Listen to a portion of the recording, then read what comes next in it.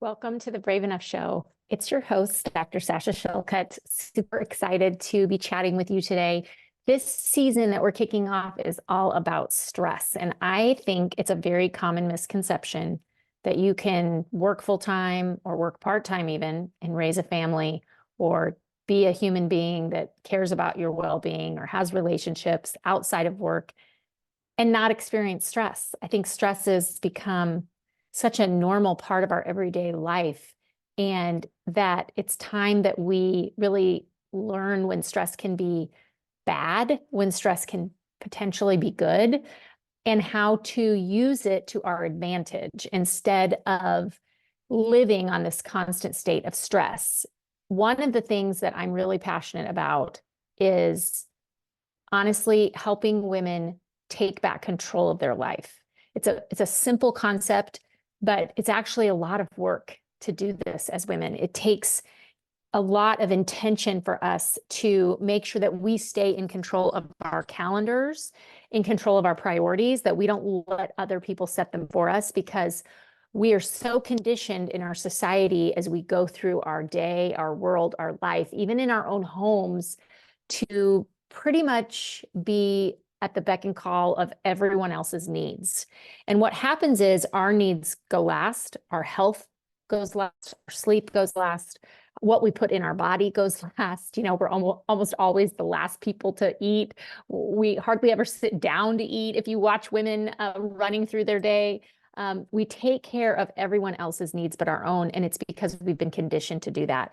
And so I love taking back that control and helping women do that. It's a whole process. And what I have created is something now that I think this is our 10th class. It's called Brave Balance. And we're calling this Brave Balance 2.0 because there's been many iterations. This is probably the fourth iteration actually of Brave Balance, but it's a CME course that is online that you commit to 1 hour a week. Okay. If you don't have an hour for a week for yourself, then you definitely need this class because that's the whole point of the class. And it's 1 hour of your week to commit to you to taking back control of your time, taking back control of your life, taking back control of your job, of your home, and mostly of your well-being, figuring out who you are again. If you are a woman in medicine and you're listening and you feel like you've lost yourself, you don't even remember the last time you had any time for you, this is the course you want. You want Brave Balance. You want to sign up for Brave Balance. It's life changing. Women that take this class are never the same. They go on and they are better for it. They have time for themselves. They leave toxic relationships. They leave toxic work environments. They set boundaries. They learn how to manage their time. They learn skills about negotiating for things that they've never had to do before.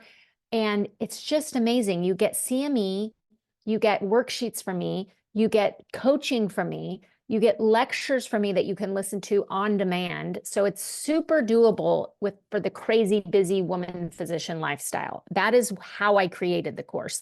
It's not like, oh my gosh, I'm going to get behind in all these modules, I can't do it. No, no, no. That's not what this course is about. This course is doable and real, and you just show up for an hour, and I'm telling you, it's impactful. I give you so many great skills packed in that hour that you leave with changed. Sign up now. We're going to start in March. 12-week course, you get CME 1 hour a week. You don't want to miss out. This is the best investment you can give yourself in 2024. So go to Brave Enough, become braveenough.com and click on courses and sign up for Brave Balance. Not sure? Reach out to me. You know I love to hear from you. I will always respond. Email me at info@becomebraveenough.com and let's get it done. Okay, let's move forward. Let's make 2024 the year of power, where we are in control. We are in control of our calendars, our life, our well-being, our happiness, our joy. Okay. Today we are talking all about stress. And we're talking about stress because I think it's just everywhere. And I think that it's become the norm to live stressed.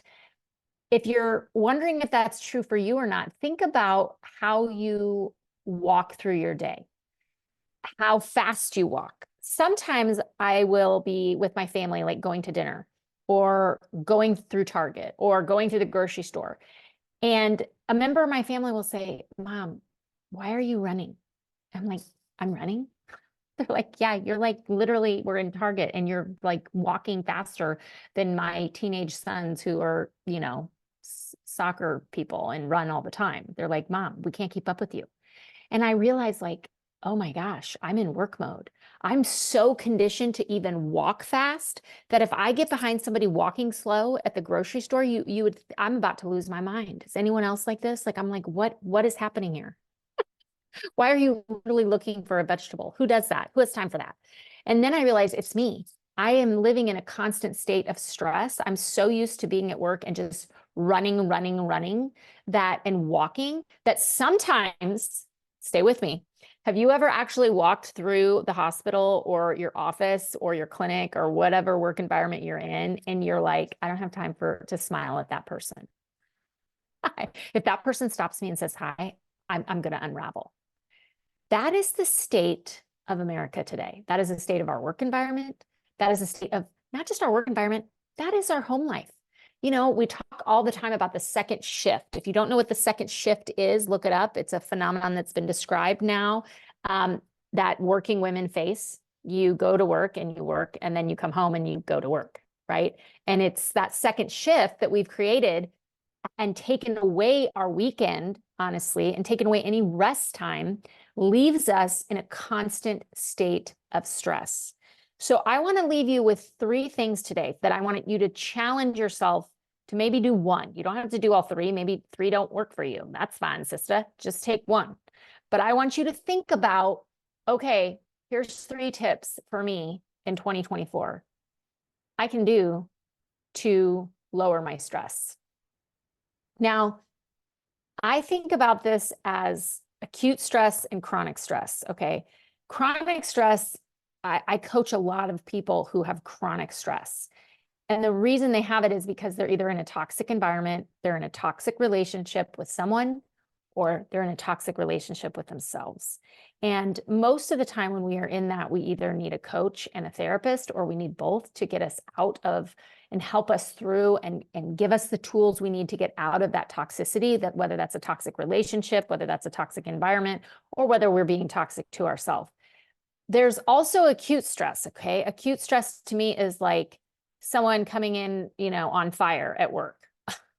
like major, upset, major, like you go to work, you're supposed to be at a 7 o'clock basketball game. And now there's, 4 million add-ons on the OR schedule and 3 people called in sick. That's acute stress. You're at work and you get a call from your kid that's puking at school and there's nobody to pick them up, right? These are the acute stress. But then chronic stress is something that a lot of times when we have very poor boundaries and we have very little time for ourselves, which is why I teach the masterclass Brave Balance every spring, because so many women live in chronic stress. When you let yourself get to the point where you have no boundaries and you have no control of your life, like you are literally just doing the next thing to try to stay above water, that is a chronic stress problem. And so I want to encourage you, number one, the biggest thing to remove stress is to actually inventory and think about what is causing you stress. What are your pain points? If you've read my book, Brave Boundaries, you will know that in that book, I talk about doing an assessment of your pain points, starting with your pain points. That's what I'm talking about here. If you don't actually give yourself time to think about what is stressing you out, you'll just keep running on the treadmill stressed. A lot of times when I give this assignment to women in our class, they don't want to do it. It's so overwhelming to them to stop and think and spend time, an hour by themselves or 30 minutes alone. That's why when you are dropping your kid off and they're going into the gym and you're sitting in your car, you're not like, I'm going to do some deep thought work right now. No, you're on Instagram or you're watching Netflix or you're listening to a podcast or you're doom scrolling, because sitting with yourself and getting real about what is stressing you out requires energy. It burns ATP, and you got to sit and you got to figure it out. And that's energy taxing. So baby steps. The first step is to take an assessment of your stress. Baby steps. Give yourself 15 minutes, set a timer. I'm going to think about what is stressing me out for 15 minutes. Because when you identify it and write it down, then you can address it. But it's like someone expecting to go to the doctor and not actually sit down and do an intake of their health assessment and expecting the doctor to fix them. You're not going to be able to fix yourself if you can't sit down and go, what is actually stressing me out? Oh, actually, I'm overcommitted and I need to get rid of these 3 commitments. I need to back out of these 3 commitments that I've already committed to. Oh, this is stressing me out. I haven't finished this project that I just have no desire to finish and I need to get it off my desk. Oh, this is what's stressing me out. This person keeps bothering me about this task and it's actually not on my job description. Or this is a problem. I'm having conflict with my partner and we just need to sit down and talk through it. Or I need to set boundaries with one of my family members. Whatever it is, if you don't know what it is, you can't address it. And 90% of the coaching I do is actually just helping people identify the problem because we're so busy and so stressed that we don't take time to identify the problem that's stressing us out. So number 1, take an inventory. Sit down, list the pain points. When you see them on paper, you're going to feel instantly empowered, actually. You think it's going to stress you out more, but when you actually see them on paper, you're going to be like, okay, that was empowering. I did it. I sat down. I took the time. I wrote it out. I can handle this. So number 1, take an assessment. Tip number 2, the instant no. Okay. You've heard me talk about this, maybe if you've heard me if you've ever heard me speak, but this is very counterculture. And I preach this to everyone because this is what works for me. It may not work for you. Every time I talk about this on a stage, I get people's hands going up and arguing with me and citing all these books and blah, blah, blah. That's awesome. Knock yourself out. But this is what works for me, the instant no. Okay. When someone asks you to do something, and in that instant second, before they have finished the sentence or before you have finished reading the first line of the email, that what it is as a no for you, that the ask is a no for you, say no. Say no immediately. The power of the instant no cannot be stressed enough. And I get a lot of pushback on this because people say, oh, you should think about it. Take 24 hours and think about it. No, that's what you do when the answer is maybe. When you get that feeling in your gut, you get that feeling, that flutter in your heart. You know in your mind, the instant thing is, I don't have time for this. I can't do this. This is going to stress me out. Or I want to do this, but I don't have the energy or the space. Or I want to do this, but I'm overcommitted. Whatever, the end algorithm is no, is what I'm saying. When you get the ask, say no immediately. When the email comes in, send it back immediately no. When someone stops you in the hallway and asks you, immediately say no. When the mom asks you at carpool if you can blah, blah, blah, and it's no, say no. Why? Because you get it out of your brain and it burns very little calories and you're sticking to your gut response, which is a no. If you delay a no, 99.9% of the time, the no becomes a yes. A delayed no is always a yes. And what happens is it doesn't just stress you out when you have to actually do the thing that you don't have time or don't have space or don't have desire to do, but it also stresses you out for the weeks that you're delaying the no. And you're making the person angry that's waiting for your answer. Say no, sister. Say no. The instant no is a perfect way to relieve stress. You confront it, you say no, it's out of your inbox, it's out of your brain, it's out of whatever, it's done. People actually appreciate an instant no. They will not hold it over your head for a few reasons. Number 1, you don't want to do it. People don't want you to be involved in things that you don't want to do, regardless of what you think. They actually don't. They don't want your energy there unless it's 100%. They don't want your attention to something unless it's 100%. I don't. I would rather have people say, nope, nope, nope, than say, oh, maybe I'll help you with that manuscript. I don't know. Maybe I'll go. Maybe, sure. Okay, I'll show up. And then they show up and it's obvious that they don't want to be there. So this is why you want to do the instant no. It just removes so much stress from your life and so much space from your brain. You've probably heard me talk about cognitive overload in women and how we have so much more cognitive overload than men. And it's honestly not even measurable how much cognitive decisions we make every day and decision fatigue. And if you find yourself struggling to make a decision like, I don't know if we should have pizza or, Asian food for dinner. If that is a hard decision, you probably have fatigue, chronic fatigue, like from decisions, and you probably have cognitive overload, okay? One of the ways to get rid of that is to say no. Move the space out, open space in your brain for other things.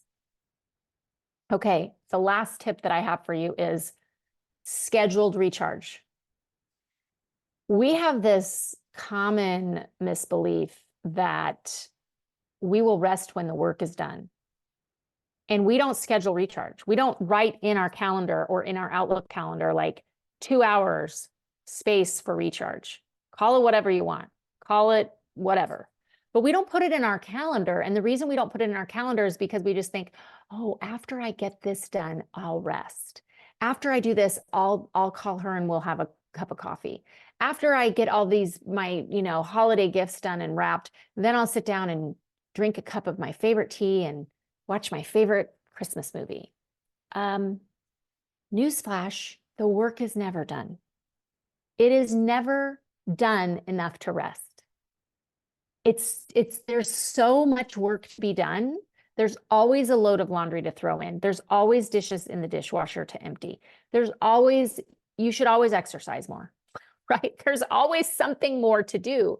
And if you wait until the work is done, you will never recharge. And this is the treatment for chronic stress, is recharge. Obviously, you want to remove whatever is stressing you out, and that's step one, taking the assessment. But a lot of times we are stuck in environments or stuck in situations with people that we really can't get away from right away, and we have to learn to deal with the chronic stress. And one of the best ways to do that is basically to have a recharge. Now, the reason that I like to recharge, the reason I try to encourage people to have a weekly recharge, especially women, is because of clarity. It's not like when you sit at Starbucks for 2 hours by yourself, life suddenly just solves all of its problems. What happens is you get clarity. You get more of that assessment time, and you're like, this is not healthy for me. This space isn't healthy for me. These people aren't healthy for me. I've been actually stressed and projecting anger on my family because I'm working too much. I need to back off on that. I need to send 3 emails right now to stop doing that. I'm not connecting with my partner because we've been so busy, and I'm looking at my calendar and realizing that we haven't had a date night in 4 months. Gonna fix that. Clarity comes in solitude. And the only way you're gonna get solitude is if you recharge when there's work to do. So I know I've given you a lot of things to think about, and I know I've talked a lot about things that are counterculture,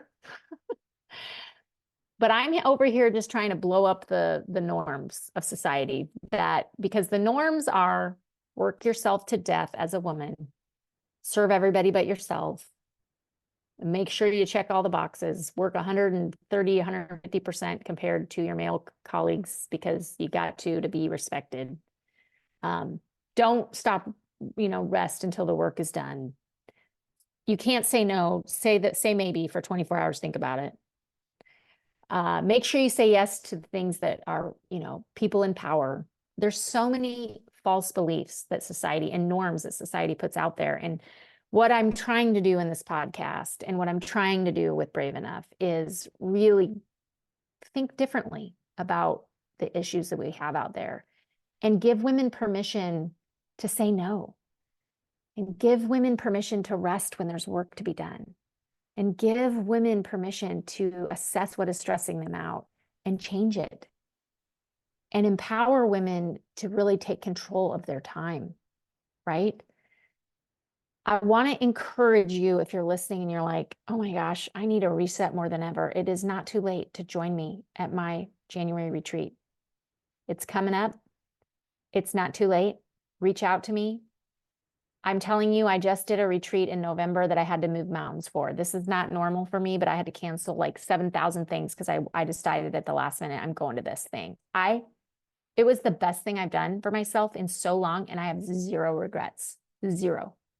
So if you're interested in joining me next weekend, you just reach out. It's January 18th through the 21st. I would love to have you there. It's in Mexico, 5-star all-inclusive resort, because I want you to show up and not have one thought about anything other than yourself. So we're taking away all those decisions for you. You're going to have a cabana person to bring you drinks and relax and spa. And we're going to do deep self-work, and it's going to be incredible and life-changing. So email me, info@becomebraveenough.com. Do it now if you're at all interested. Be there. I want you there. I promise. It's a safe environment. You're going to get coaching from me. It's going to be incredible. So thank you for listening. And as always, live brave.